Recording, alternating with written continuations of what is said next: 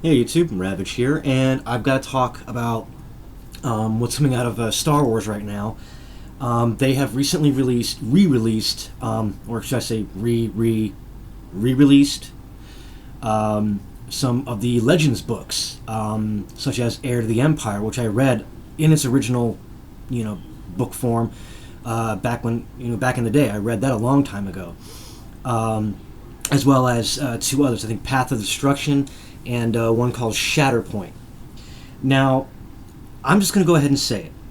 Do not buy them.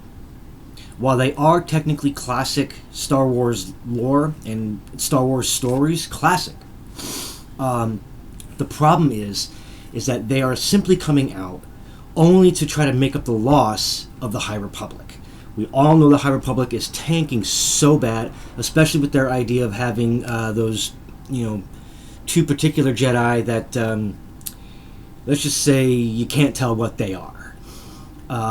It's just kind of the same way Star Trek went with an episode with a group of aliens called Binars. Enough said, right? So therefore, I'm basically stating, do not buy these new releases of these classic Legends books. If you want to read them, find them in their original format. If wherever you live, if you have a place called Half Price Books, or if you have a library, I'm pretty sure they'll have them. And if they don't, look for them. Look on eBay, look on Craigslist, wherever you gotta look to find an original copy of these books. Do not purchase the new copies, because all you're doing is giving more money to a company that is systematically trying to destroy its own franchise. And like I said, I strongly believe that any money that these books make will help to cover the cost and the damage control of the High Republic. I mean, who can't honestly say we didn't see this coming? Because we all know how much money Star Wars usually tries to pull in. They're not making that money back. They lost so much revenue. They lost so much money when it came to, I guess it was the Rose Tika or Rose Tico, however you say her name. Character figures, nobody could sell them. Nobody could sell these newer Star Wars toys. So that was a flop for them. But that was right around the same time as I believe the Solo movie was coming out, when all this was coming to light about their toy sales. Because I remember walking through a Walmart and seeing the Solo movie version of the Millennium Falcon, and I'm like, I know Han Solo made a lot of modifications. He said that he's made a lot of special modifications himself, but to think that that's what the Millennium Falcon looked like before what we knew was the Millennium Falcon. And granted, we all know that when it came to Corellian vessels, that they were highly adaptable, highly changeable. They were like Legos, interchangeable parts. You could add a hyperdrive, you can add extra thrusters, you can add extra weapons or extra cargo area. So we know that they were, interchangeable, and you can make a lot of modifications. But even me, who is a big Han Solo fan, I'm a big Star Wars fan, to the point where, any of the protagonists, I'm all for them. Anything that they had to do. I wish I had Chewbacca's bowcaster, even though that thing was huge. It doesn't matter to me.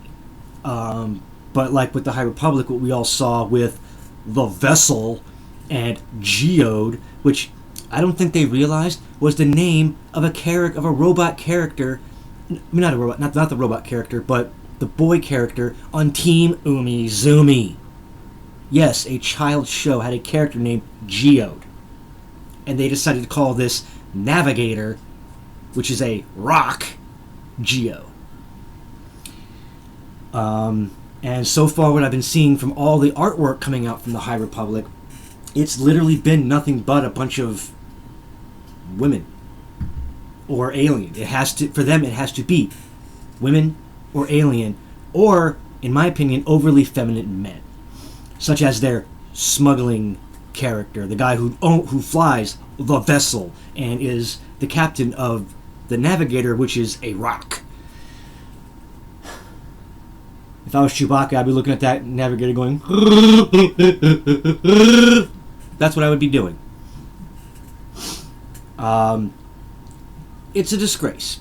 So I'm going to say it again. Do not buy these new releases of these classic Star Wars Legends books.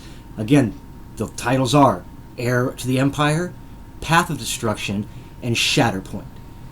If you want to read these books for yourself, please find an earlier edition of them.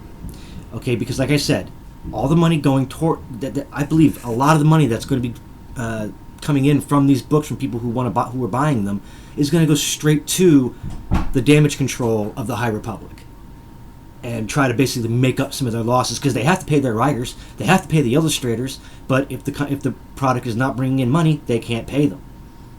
So instead of just saying, well, we made a mistake, let's just cut our losses and stop. No, they have to go after. They have to basically entice you with past products that did do well and did receive, a great response. So, with that being said, don't buy the new releases. Look for the old releases, because that money will not be going to Lucasfilm or Disney. It will not be going to them.